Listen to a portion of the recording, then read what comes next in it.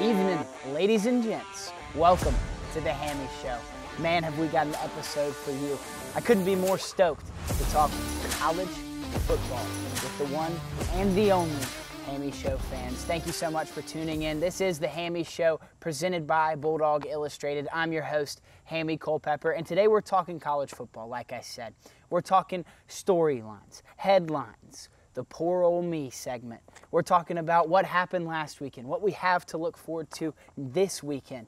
Ladies and gentlemen, it's a jam-packed show. We're going to jump right into it. Thank you so much once again for tuning in. Subscribe on the YouTube channel to The Hammy Show. Listen and subscribe on Spotify to The Hammy Show. Follow on Instagram at @the_Hammy Show. And of course, at We Are Bulldogs, home of Bulldog Illustrated's greatest Instagram page, run by your one and only Hammy Culpepper. Thank you once again for tuning in. Let's get to it. First off on the list, what do we have here? The headlines, or as we like to call them around here, the Hamlines. The Hamlines this week, past weekend, as we head into this week rather, FSU falls out of the top 25 after 2 losses when they were double-digit favorites in both of them. They're the first team to fall out of the preseason top 10 all the way to unranked since 2008 Clemson. Yes, the ACC well represented and maybe the worst statistic in college football. Next on the Hamlines, Oregon drops to number 7. After being number 3 entering the season, they barely, just barely, beat the Idaho Vandals 24-14. Dylan Gabriel did have a historic showing, but not enough to impress the AP poll. Something to keep your eye on as they take on Boise State this weekend. An incredible matchup up there in Eugene, Oregon, home of Phil Knight and all of Nike. Wow, the Ducks, what's going to happen? Are you going to hold that top 10 standard, or are you going to choke one against the Boise State Broncos? We shall see. Next on the Hamlines, Georgia Tech jumps into the top 25 for the first time since 2015. Yes, that's right, ladies and gentlemen. You heard it here. Brent Key and the Georgia Tech Yellow Jackets have jumped into the top 25. They're 23rd in the country after 2 victories, the first being in week 0, one we all watched to kick off the college football season of 2024. They take down Florida State 24-21 on a last-second field goal in Dublin, Ireland. And last weekend, in a little home city crosstown rivalry, they take on the Georgia State Panthers in Bobby Dodd Stadium and beat Georgia State. That solidifies them as a top 25 team in the AP poll standards. Last week, if you tuned in, we had them in the Hammy poll ranked top 25. So the AP poll must be listening to the Hammy Show. Next up on the Hamlines, Georgia's Michael Williams goes down with a sprained ankle. Yep. It was a huge win over Clemson for the Dogs, routing them 34-3, but injuries took a little toll on the Dogs. Michael Williams being one of them, maybe the star of the defense this year behind Malachi Starks, that is. Michael Williams, supposed to be a projected first-round draft pick. However, he suffers an ankle sprain. We'll see if he plays against Tennessee Tech, but if you're a betting man, I'd bet on him not showing against the Golden Eagles of Tennessee Tech. That is because, well, they are an inferior opponent. We won't get into it until later, but I wouldn't expect a lot of Georgia stars to be playing too many minutes as we take on Tennessee Tech in Sanford Stadium. Next up, Vandy. How about them Commodores up in Nashville? They take down Va-Tech, Virginia Tech, the Hokies, coming into this season as one of the hottest sleepers in 2024. They returned more production on offense and defense and special teams than any other team in the country. A lot of people were high on them, including me. I had them in my top 25. I was super impressed going into the season with Kyron Jones, was expecting something remarkable for the Hokies and the Blacksburg natives, the Virginia Tech fans, the Virginia Tech faithful. However, they fall to Vandy. Man, Diego Pavia, he looked good. Threw for 194 yards, 104 rushing yards, 3 total touchdowns, 2 through the air, 1 on the ground. Vandy might have a little superstar, maybe the next best quarterback since Jay Cutler, a longtime Bears quarterback, and Vanderbilt great. Up next on the Hamlines, USC Southern Cal, the Trojans. Are they a serious threat in the Big Ten? Maybe. They take down LSU on Sunday night of week 1. It was an absolute knockdown, drag-out defensive battle. The offenses were firing, but from where they were, both of those teams, their defenses were last season to this season, it looks like USC and LSU have their defenses somewhat figured out. USC comes out on top, taking down the SEC opponent in LSU. What a game it was. Miller Moss, he's legit. He is a legit quarterback. Both of those quarterbacks coming into that game, Garrett Nussmeier on the LSU side, were following behind the first and second overall draft picks. 2 Heisman-winning quarterbacks in Caleb Williams and Jaden Daniels. The next guys up, they step in, and boy, did they show out. Both throwing for over 300 yards in that game. Man, is Miller Moss for real in the Big Ten? Is USC for real in the Big Ten? Does Lincoln Riley have himself a squad that could potentially make a run in the college football playoff? And finally, on the Hamlines, Miami and Florida. What to think of both? Miami is the clear favorite now to win the ACC after Clemson falls to Georgia in an absolute pummeling of the Tigers. And Florida State, like we talked about earlier, they drop out of the top 25. They start the season off 0-2, falling to Georgia Tech and Boston College. What in the world are the Noles doing? What does Mike Norvell have on his hands? Can DJU get it figured out? I think not. For that reason, I think Miami is now the clear favorite to win the ACC, as I just stated. But Florida, on the other hand, wow. Is Billy Napier on the hot seat? Does Graham Mertz start this game? No, he doesn't. The Gators already announced that their backup quarterback will be starting against Samford this weekend. Let me add, this is the only game for the rest of the season that Florida is favored in. Yes, you heard that right. This is the only game. They have a 97% chance to take down Samford this weekend. But other than that, it's lower than 50% chance to win for the rest of their 10 games. Wow. What happens to the Gators if they go 1-11? What happens to Billy Napier? Does he get fired mid-season? It's a lot of questions surrounding Florida, but a lot of hype surrounding Miami. Cam Ward is legit. Mario Cristobal has himself a squad. He could find himself and the Canes in the top 4, earning that playoff bye as we enter the 12-team formatted playoffs for the first time in college football history. All right, next up, for the next segment, boy, this is going to be my favorite segment moving forward, the Poor Ole Me segment. Yes, you heard that right, ladies and gentlemen. Poor Ole Me. It's a little sarcastic expression that I like to use, but me and my buddies, we have this saying where when something good goes right for said buddies, you say, poor Ole Me. Just like all of college football fans, that's what we kick it off in the Poor Ole Me segment. Poor Ole Me, college football fans. Poor Ole Me. We get to drink cold beer and watch college football every single Saturday. Yep, you heard it here first. This is the Poor Ole Me segment. To really kick it off, let's take a look at Lumpton Humphreys. Poor Ole Me, Lumpton Humphreys. He transfers from Vandy, the sorry program of the SEC, to Georgia, the #1 dogs, the best team in all the land as we stand right now, according to most, the AP poll, the Hammy poll, the coaches poll. Everybody and anybody in between has Georgia as the #1 team, and Lumpton Humphreys joins that squad. But not only does he join that squad, have a chance to win a national championship, an SEC championship, and all the hype that surrounds the Georgia football program. No. Poor Ole Me, Lumpton Humphreys. He gets not only to join this squad, but he gets the ball. In Georgia's rout of Clemson, he scored a 40-yard touchdown on a little slant from Carson Beck. But then again, he had another 12, 15-yard gain.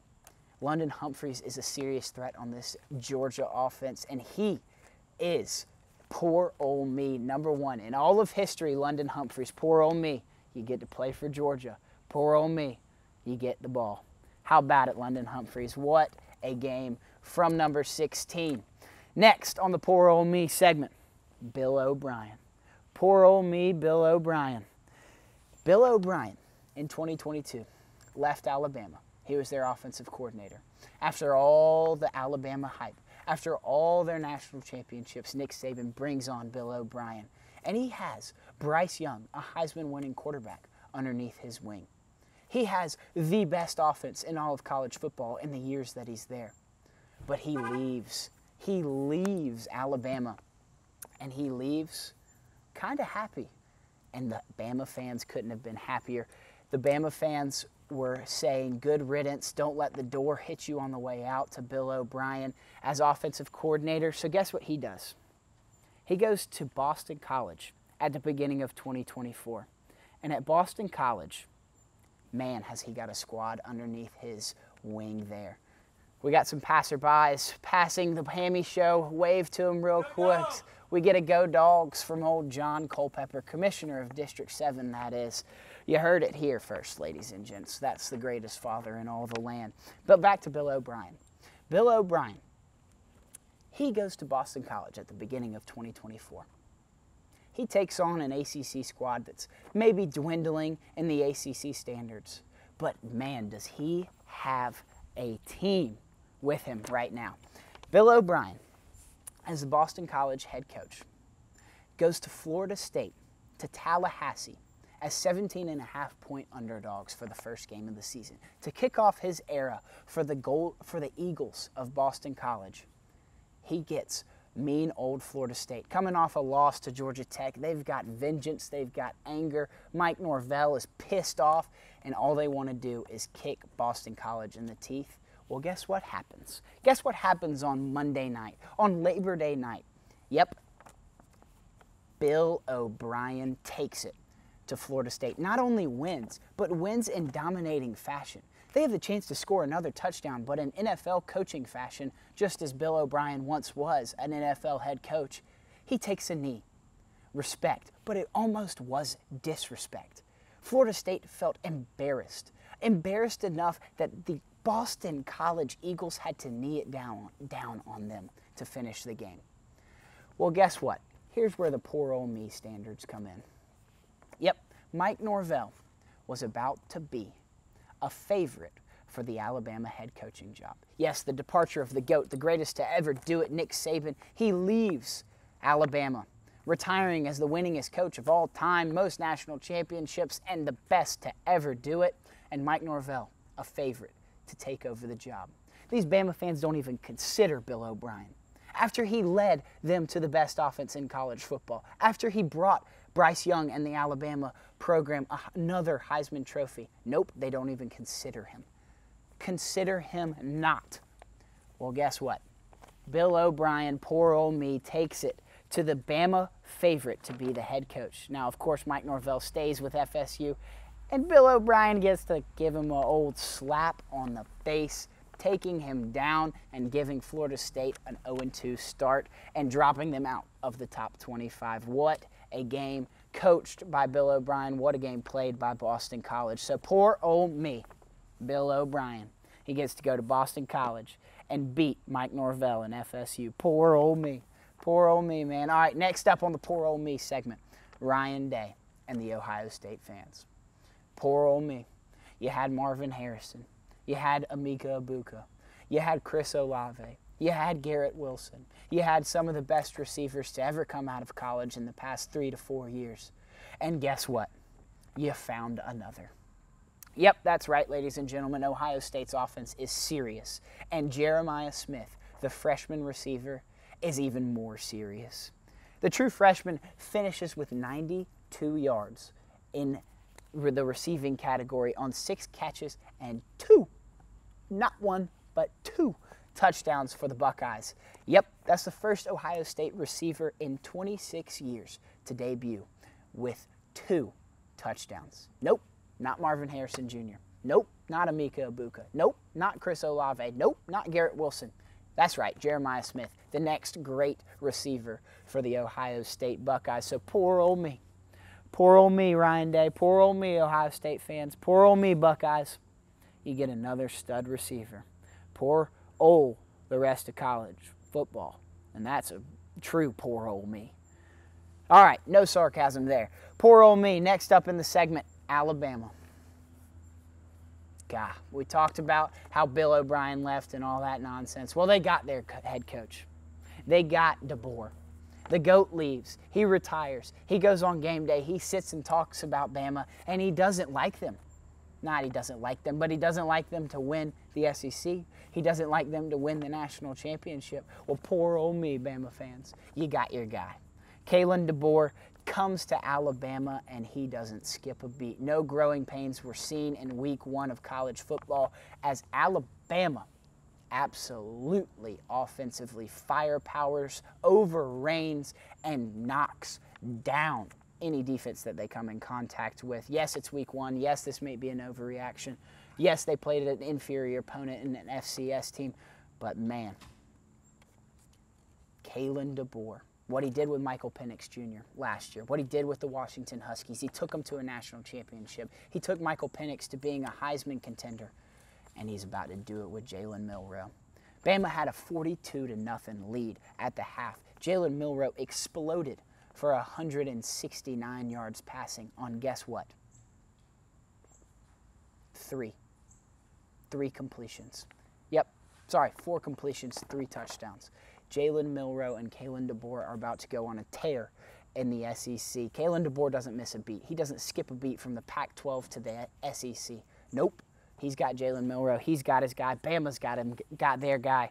Poor old me, Bama fans. You lose the best coach of all time, and you got the next best up-and-coming coach. So poor old me, Bama fans. And finally, on the poor old me segment, we go all the way out to Cornhusker land. That's right, Nebraska.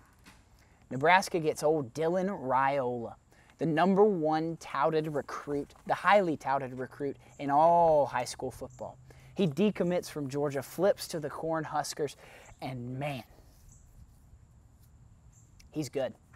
He's going to be a problem. Not maybe this year, but Matt Rule, the head coach of Nebraska, he did a hell of a job at Baylor. Goes to the NFL, doesn't do too hot with the Panthers, comes back to college football, head coach of the Nebraska Cornhuskers, and he gets the #1 rated recruit in all of high school football. That is Dylan Raiola. Dylan had no interceptions, and that's key #1.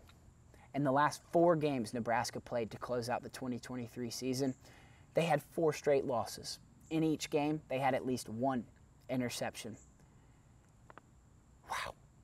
What a step up. What a step up for the Cornhuskers. That's big numbers for the Cornhuskers. Just not throwing an interception, that's promising. That's what the Cornhusker fans want to see. You know, all this talk about how Nebraska's still a blue blood. Who even knows what a blue blood is? You could say this guy right behind me, he's a blue blood nowadays, but nope.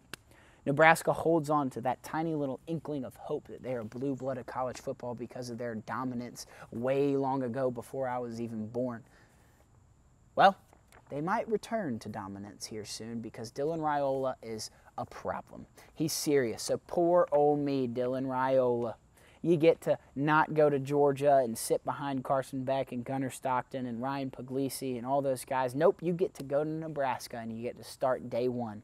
And not only do you get to start, you get to ball out. You get to not throw an interception for the Cornhuskers. The first time in 4 games that they haven't thrown an interception. Yep, poor old me, Dylan Raiola, the leader of the Nebraska Cornhuskers. All right, ladies and gentlemen, that wraps up the Poor Ole Me segment. Remember, this is the Hammy Show presented by Bulldog Illustrated. That's the first Poor Ole Me segment in all of history, in all of the land. And how much fun did we have? I hope you enjoyed it. But next, here's where we get serious. We talk previews. Yep, previews of week 2 of college football. Betting lines. Standout players. The best games in all of America. That's right. So first, to kick it off, Arkansas at number 16, Oklahoma State.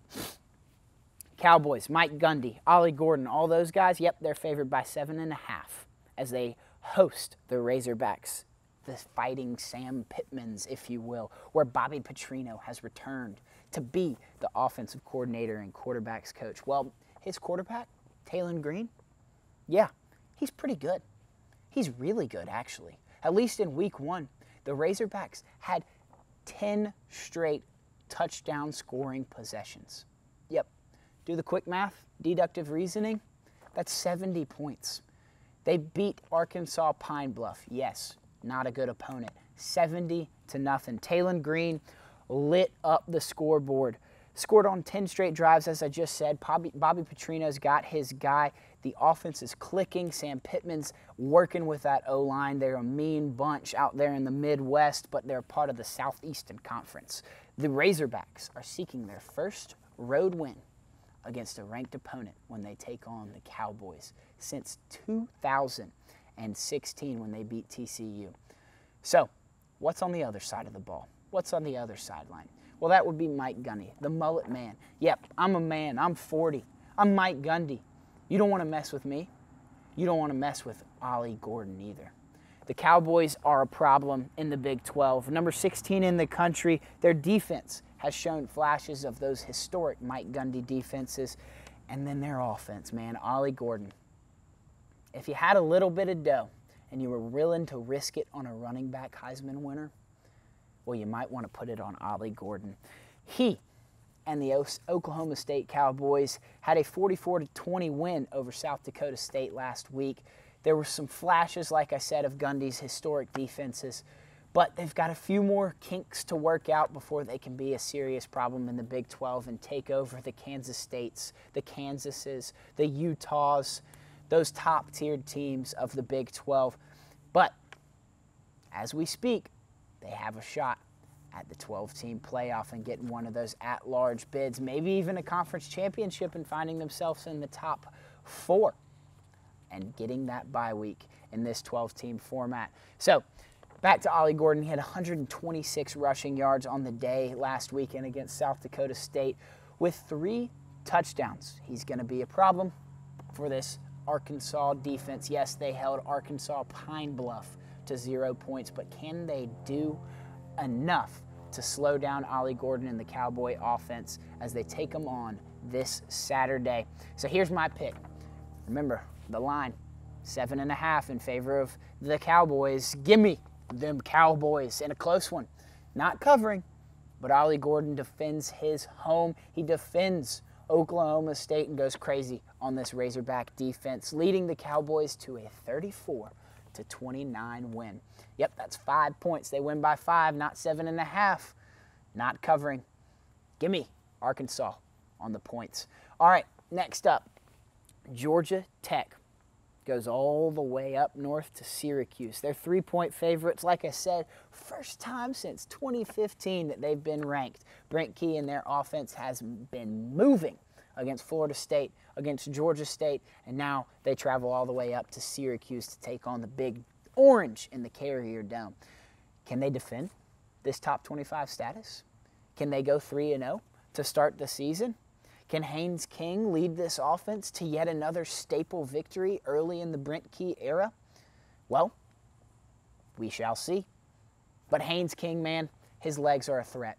His arm is coming around. We obviously saw in their win over Florida State that his legs and their running game has been something serious and a serious problem. But then again, Boston College ran all over Florida State. They were supposed to be, the Noles that is, a seriously good defensive line. One of the best in all of college football, but in the past 2 weeks, they've given up over 400 yards rushing. So maybe Georgia Tech's run game isn't as strong as we think it is. However, it sure does look good. Led by Jamal Haynes. He's a mean back, number 11, running downhill. But his serious threat is he's an athlete. And outside of the backfield, as a receiver, Haynes King can dump it to him, maybe not have to show off the arm talent that might not be there yet. Just dumps it off to Haynes. Whoo, that kid is fast. He'll dust you. He will dust you. But on the other side, Syracuse. They have the weapon of their own at quarterback. Yep, that's right. Kyle McCord, number 6, transfers from Ohio State last year, where he led the Buckeyes to an 11-1 regular season. They only fell to Michigan in the game in the Big House. But Kyle McCord, he is still a really good quarterback. Despite his rejection from Ohio State, he didn't show any signs of growing pains, any signs of downtrodden defeat as he leaves Ohio State. No, sir, he does not. He throws for 354 passing yards and 4 touchdowns. But can their defense handle the Tech offense? I think not. Give me Georgia Tech. The Jackets, 31-21 in the Carrier Dome. Yes, it's the JMA wireless dome now, but it'll forever be the Carrier Dome, that historic building up in New York. But the Jackets, man, on Saturday night, it won't be the Carrier Dome. It won't be JMA wireless dome. It'll be the Jackets Dome. There you have it, folks. They beat him by 10. Give me the Jackets to cover as -3 favorites. 31-21. Georgia Tech on top, 3-0. Are the Georgia Tech Yellow Jackets coming along in the ACC? Are they going to threaten Miami? Are they going to push Clemson to the brink? They've already beat Florida State. Who else is up there in the ACC? We'll get to that in a second. All right, next up, Tennessee Tech at Georgia. See this guy right behind me? Yep, them dogs. Who's that coming down the track? Well, in 2007, it was this guy and all those opponents left behind him. Well, in 2024, we're looking to do the same. We're looking to leave all our opponents in the dust, and we start at home, the first time in Sanford Stadium in almost a year, and we get to take on Tennessee Tech. Now, ladies and gentlemen, obviously this is an FCS team, a lesser opponent, but what are we going to have in Sanford Stadium? We're going to have 93,033 of our closest friends surrounding us as we get to watch the red and black take the field yet again in between the hedges. Led by Carson Beck, we won't see, hopefully, too much of him as the Dogs rout Tennessee Tech, but the injuries, as I said, Michael Williams down with a sprained ankle. Warren Brinson went down. Dylan Bell looked like he was cramping up. Who will we see on the field? Well, maybe it's the opportunity for some young studs to take the field and show them what they're really all about.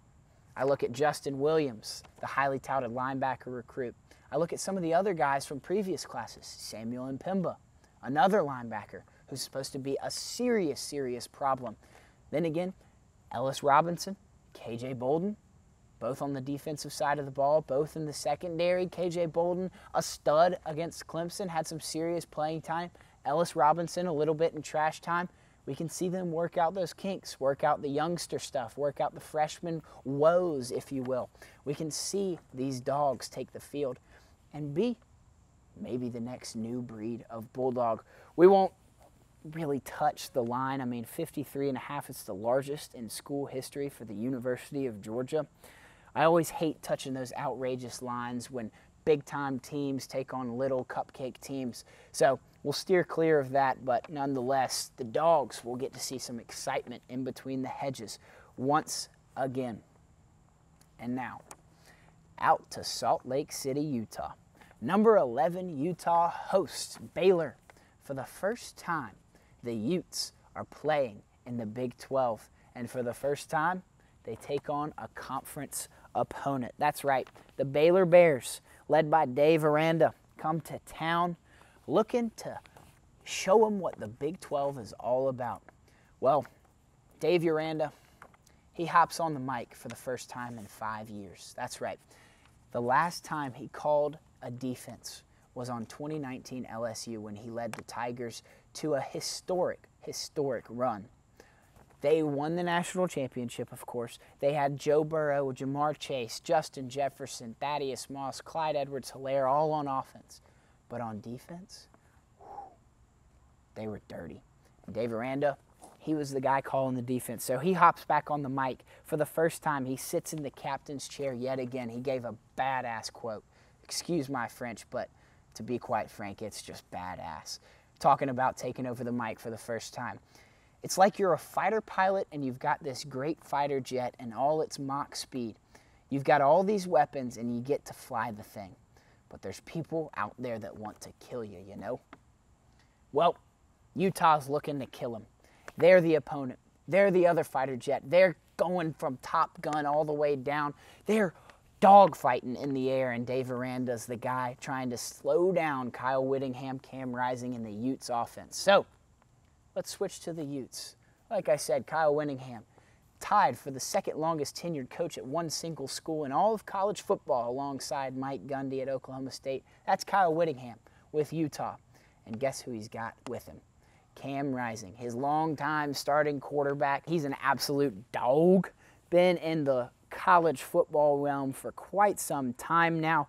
Literally, he would be a veteran, a seasoned veteran, if he had spent some time in the NFL. But no, he's a Ute through and through, and he came back to Utah once again to show off the Utah offense to all of the Big 12. So for the first time in all of history, in all of mankind, Utah takes on a Big 12 opponent as conference foes. That's right, Cam Rising had one heck of a showing last weekend in their opening weekend. He threw for 254 yards and five touchdowns in their win, 49-0 over Southern Utah. Yes, once again, another inferior opponent, but Utah, man, Utah is going to be fun to watch this year. They're my Big 12 favorites. I talked about it in my last episode, but before Oregon and Washington duked it out in the 2023 season, Utah went back-to-back, winning the Pac-12 twice.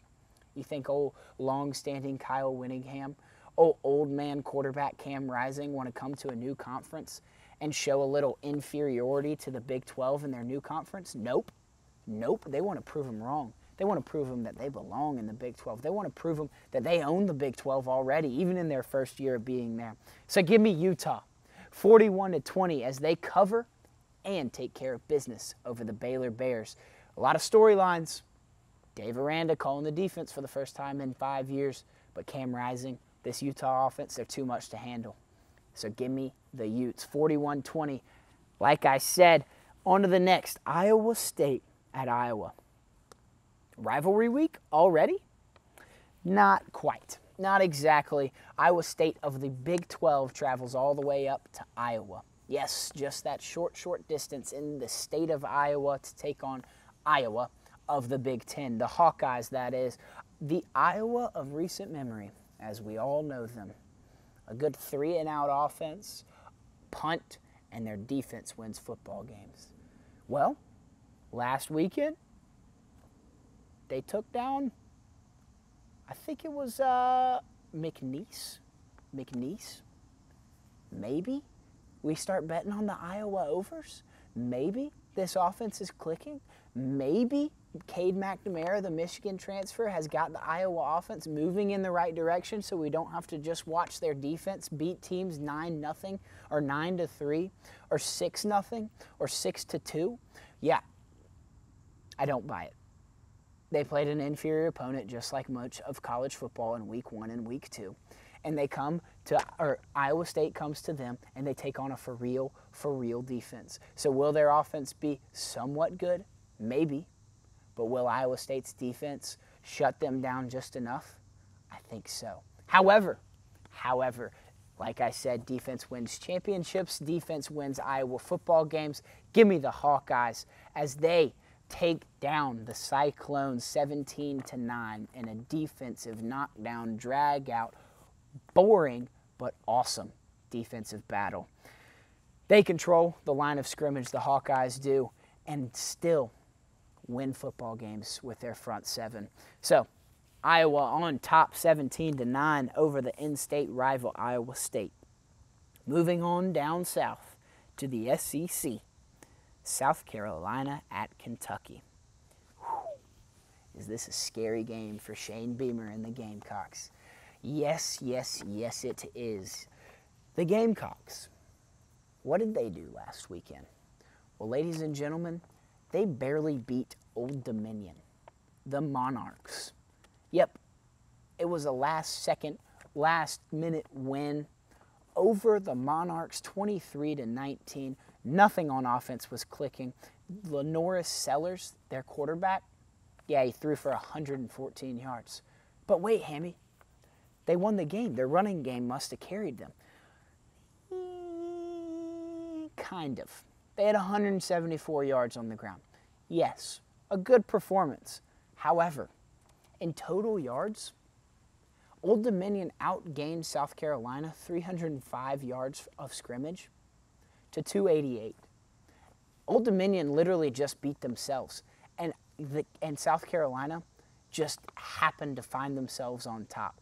Maybe because they're an SEC team, maybe because they were a little deeper, but man, are they going to have a load of trouble when they go up to Lexington to take on Mark Stoops and the Wildcats. So, what's going on in Lexington, Kentucky, up at Kroger Field? Well, quarterback transfer, Brock Vandegrift from, yes, right here in Athens, Georgia, the classic city, from the University of Georgia. Brock Vandegrift goes to Kentucky and balls out. Absolutely balls out in game one. And guess what? They didn't even play a full game. Barely even played a full half. However, in just about 35 minutes of play, they were beating Southern Miss 31-0. Due to weather, they had to cease the game, but Brock Vandegrift finished with 169 passing yards, 3 touchdowns through the air, and 35 yards on the ground. Brock Vandegrift is a serious, serious problem. He's going to give the Gamecocks a run for their money. They're 10-point favorites. Well, give me the Wildcats. Give me the Wildcats all freaking day. Give me the Wildcats big. 45-13. Brock Vandegrift leads this Kentucky team to unsurmountable amounts of success that Kentucky has maybe never seen before, and it starts this Saturday against South Carolina. Brock Vandegrift shows up and shows out. He begins his potential sleeper Heisman campaign. Yes, you heard it here, ladies and gentlemen. I may be a little biased. I graduated from high school a year above Brock Vandegrift at Old Prince Avenue Christian School right up the street from Athens in Bogart, Georgia. So maybe I am a little biased. However, I think Vandegrift is a seriously good quarterback, and he will have a day on Saturday and start that Heisman campaign. A little trip to New York wouldn't hurt nobody. All right, staying in the SEC, taking on an ACC opponent. One of the best games on Saturday's slate. Number 14, Tennessee, goes all the way to North Carolina State to take on the Wolfpack, the 24th ranked Wolfpack. Yep, Tennessee enters the game as 10-point favorites. Nico Iamaleava. I think I said it right. Iamaleava. However you say it, Nico has begun. The Nico era is upon us. The offensive wizard behind it all is Josh Heupel. Remember what he did in 2022? Oh, yeah, that's right. Yeah, that's right. He took the Vols to a #1 ranking. He took Hendon Hooker to a potential Heisman candidate. He falls short with an injury in the South Carolina game, the 11th game of the season, and he doesn't get to finish the season. He doesn't find himself in New York. But Hendon Hooker was a serious Heisman candidate and probably on his way to hoisting the trophy. Well, he's got his next great quarterback, and that is Nico. Nico, in not even a full game, threw for 314 yards and 3 tutties. Guess how many offensive yards the Tennessee Volunteers had in total?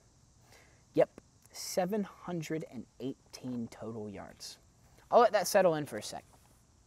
That's a crazy number to be coming from this Tennessee team. But like I said, Josh Heupel, offensive wizard, former quarterback, former Heisman candidate for OU, national champion. He's got national championship on his mind. He's got 12-team playoff on his mind, and Tennessee could sneak their way in there. Maybe find themselves in Atlanta. Maybe a shot to win the conference title. Maybe even get a top 4 spot. But at least I think this Tennessee team finds themselves in the top 12 as one of those at-large bids come December. But on the other side, NC State, the Wolfpack, they feel disrespected. Tennessee's coming to their house, to all the way to North Carolina, the great state of North Carolina, where they're taking on the Wolfpack at home. At home, and they're 10-point dogs. 10-point dogs in their own home stadium. Well, guess what? They're one of the top ACC teams in all the land. That's right. I said it. Clemson got routed by Georgia. Florida State's 0-2. Tech is 2-0 and ranked 1 spot ahead of this NC State team. And Miami showed up and showed out against Florida. NC State is a top 3 team in all the ACC. And guess what? They're still 10-point dogs. So, David Doeren, the head coach of the NC State Wolfpack, he has his guys coming to play. Despite their top 25 spot at number 24, they struggled against Western Carolina in week 1. They won in not so dominant fashion, 38-21, but this ACC team, they're still a serious threat. However, this ACC team has no chance against the SEC Vols. Give me Tennessee. Old Rocky Top takes down the Wolfpack in dominating fashion with a huge cover, 44-16 statement win. Rocky Top goes on the road. Nico has himself a day, and the Wolfpack fall to the Vols, 44-16. Up next, App State at Clemson. Yes, you heard that here first. This has serious playoff implications. App State, what do they have a chance to do? Be the Group of 5 champion. Who's their head coach? Sean Clark. He played at App State. You think he doesn't want to be the head coach to take his alma mater all the way to the promised land, to the 12-team playoff, give them a chance to win the national championship and be the Group of 5 champion? Sean Clark, Kyle Aguilar, their quarterback, they're coming for vengeance. They want Clemson. They want to prove to all of college football that they are a serious, serious threat. They can be the Group of 5 champion, and then they can find themselves in the top 12 and be a team that they have to show up to beat. They're no Group of 5 pushover. This is App State. This is the Mountaineers. This is Boone, North Carolina. And boy, oh boy, is this game going to be fun. So, are the Mountaineers enough to hang with a Power 4 opponent? Well, Clemson, let's take a look. A deep dive. They get absolutely stomped on by the Dogs, as we've said. 34-3, Cade Klubnik couldn't do anything offensively. Their defense had a great first half, through the kitchen sink at Georgia, but the Dogs' depth was just too much. Their chances of winning the ACC are quickly dwindling. Their chances of making the college football playoff are quickly dwindling. You have to win this game to keep those hopes alive. They're very much alive, but with a loss, an 0-2 start, falling out of the top 25 as they're number 25 in the country right now, so a loss would surely take them out of the top 25. Those playoff hopes get more and more far away in the distance. And Dabo Swinney's theory of not using the transfer portal and not using NIL and recruiting, that ideology, far and far away. It gets farther and farther away, and Dabo Swinney's seat gets hotter and hotter. Yes, he's a national champion coach. Yes, he's had some Heisman caliber quarterbacks, but Cade Klubnik isn't one of them. He's got to get stuff figured out. Against Georgia, he threw for 142 yards. Yes, the Dogs' defense is one of the best in all the land, but you got to be more than 142 yards. Then, on the ground, Phil Maffa. He's supposed to be their staple back, the next great back of the Clemson Tigers, and he is, but not against Georgia. Only rushed for 59 yards. Much like Klubnik, you got to have more. You got to give more to this team to give them a chance to win. The defense is carrying you on their backs. You've got one of the best front sevens in all of college football, but your offense can't move the ball. However, like I said, on the defensive side, they're one of the best in the country. Barrett Carter is arguably the best defensive player in the country at linebacker. He gave Carson Beck all sorts of trouble, gave the Georgia running game all sorts of trouble in the first half. Phil Woods on the defensive line was a just nose stuffer. You know when you can't like breathe out of your nose? That's Phil Woods. That's Phil Woods. He's the snot bubble in your nose that you can't get the run game working through.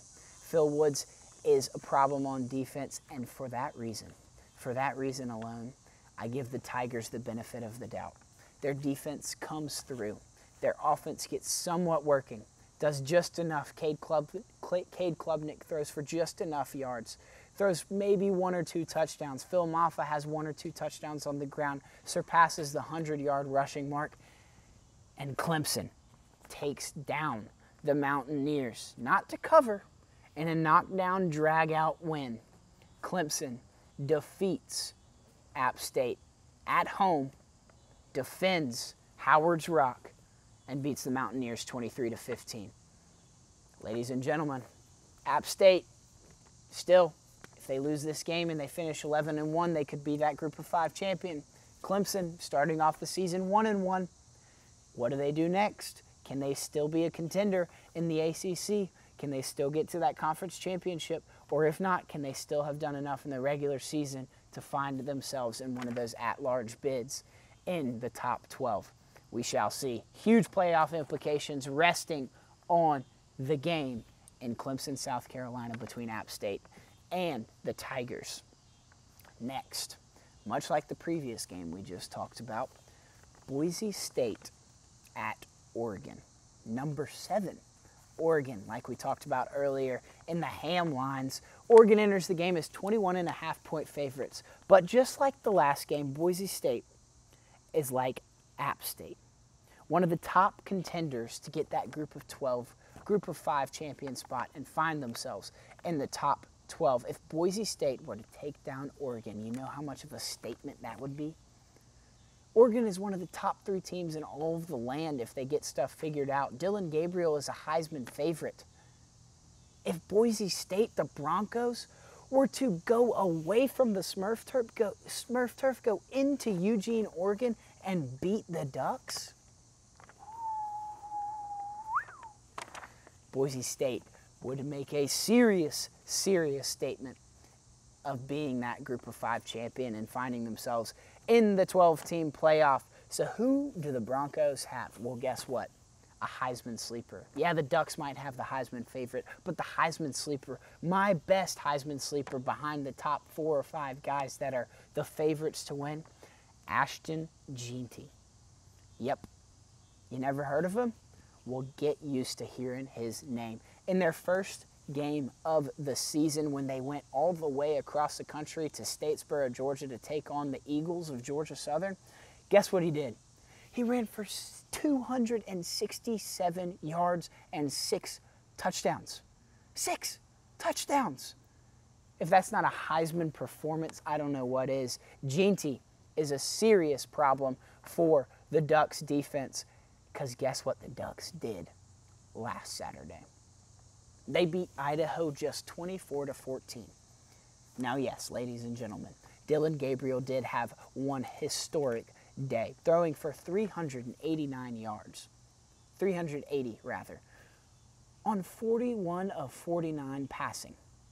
Dillon Gabriel has the stat padding numbers to be the Heisman winner, to hoist the trophy in New York, and it's games like that where he shows that Heisman caliber play. But where's the rest of the Ducks? Where's the Oregon defense? They showed up and held Idaho to 14 points. But you got to show up week in and week out. You're in the Big Ten now. You face offenses like Ohio State's, pass heavy, RPO, crazy air raid all over the field. What are you going to do? What are you going to do when you get to Michigan and they just run it down your throats and wear you down until they break open a big one? What are you going to do? Your defense has to step up. Dillon Gabriel is doing all he can. He's being the best quarterback in America right now. But, man, is Boise State going to give you trouble? Well, here's the thing. Dan Lanning is a top 3 coach in college football right now. He's got infinite amount of NIL money. He's a recruiting savant. Dan Lanning could be the truth for Oregon and bring Phil Knight that coveted national championship that he's been longing for his entire life. Dan Lanning could be the answer to Oregon's prayers. Dan Lanning's defense is something to not trifle with. What he did at Georgia was create some of the best defenses college football's ever seen. And his defense at Oregon, I'm sure, will do the same. In the Big Ten, they can be a run-stopping machine. They can be a pass-intercepting machine. They have all of the tools. They just got to show up and show out. You've got your quarterback. You've got your offensive weapons. But this defense has to step up, and I think they will. Oregon, On top, Broncos, Boise State, cover. Yep, you heard it here. For those reasons, give me the Ducks, 52-38. The Ducks handle business and escape Boise late in the fourth with some gravy touchdowns to seal a solid victory and increase that campaign of being one of those top 4 spots, getting into the Big Ten championship and finding themselves with a bye week come December when playoff football happens. So that's right, Boise State falls. However, they hold Oregon close. They score a lot of points on them. It's an absolute shootout. Oregon comes out on top, 52-38. But Boise State covers. Oregon's 21.5-point favorites. Boise State, I have them only losing by 14. Keep an eye on it. An enticing game to watch. Both of the ones I just talked about last, huge playoff implications, but none like the game we're getting to. No playoff implications are greater in week 2 than Texas at Michigan. That's right, the game of the week at high noon. The Longhorns of Texas travel all the way to the Big House in Ann Arbor to take on the Michigan Wolverines, the defending national champions. Michigan has been counted out, has been rejected as one of the favorites to win the national championship, even the favorites to win the Big Ten. But Michigan is still the top dog. They're still on the mountaintop. Storylines have been surrounding this Wolverine program all offseason with sign stealing, Jim Harbaugh leaving, all of the NFL players now in the NFL leaving. Well, guess what? You still got Donovan Edwards, one of the best running backs in all of college football. And the Wolverines found QB1. Yes, Davis Warren. He might not have had the greatest stat sheet with only 142 passing yards, 47 passing yards, but what a story. A few years ago, Warren was sitting in a hospital bed with leukemia, recently diagnosed. Now he's the starting quarterback for one of the most revered college football programs in America. That's a story you can't not root for. What a time it will be in Ann Arbor if they take down number 3, Texas. So, what did the Longhorns have? Well, Steve Sarkisian's bunch has one of the top quarterbacks in all of college football. Quinn Ewers, number 3, with all his NIL money, private jets, beats, and Wrangler jeans. Quinn Ewers is leading the Longhorns as one of the top offenses in all of college football. Yep, they're number 3 for a reason. They're in the SEC for a reason. But can they do it week in and week out? We talked about it last week. Go check it out. What is the big issue of coming to the SEC?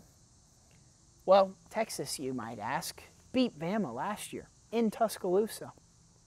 You got to do it every week. And on top of that, you have Michigan in Ann Arbor. Can you do it every week? Can you show up week in and week out and take down those highly touted defenses? Well, this defense at Michigan is the closest thing you're going to see to an SEC defense. This defense at Michigan has Will Johnson, the best cornerback in all of college football. They've got Mason Graham, one of the best defensive linemen, probably the second best college football defensive player behind Will Johnson in the whole land. That's at least what College Football 25 says. They're the top 2 players, 2 defensive players in all of college football. And I don't think the video game is wrong. So what is Texas going to do? Well, I don't think their offense is the problem. They've got the solid foundation of a quarterback. They've got weapons on the outside. They've got tight ends, and they've got a stout offensive line. But what about your defense? This game is going to be won in the trenches. Michigan's going to run, and run some more. Davis Warren's arm cannot be trusted yet, but his backup quarterback, Alex Orji, he's got some legs on him. But not only Alex Orji, they've got a guy named Donovan Edwards who absolutely took over the national championship and helped bring the Wolverines home that national championship trophy. Well, they didn't even lead the Michigan offense in rushing last weekend. Nope. That's a guy named Khalil Mullings. He led the Michigan offense with 92 rushing yards. This rushing attack is down your throat, downhill, hard-nosed football. What is this Texas defensive line going to do about it? You lose T'Vondre Sweat. You lose Byron Murphy to the NFL draft. Both All-Americans in your front seven. Can you stop this Michigan downhill force that is in their running game? Well, there's going to be a lot of firepower, a lot of hard hits, a lot of blood, sweat, and tears, a lot of fireworks to be had in the big house, especially if Michigan can take down the Longhorns. But not so fast. In the words of Lee Corso, give me the Longhorns in an overtime thriller. That's right, overtime.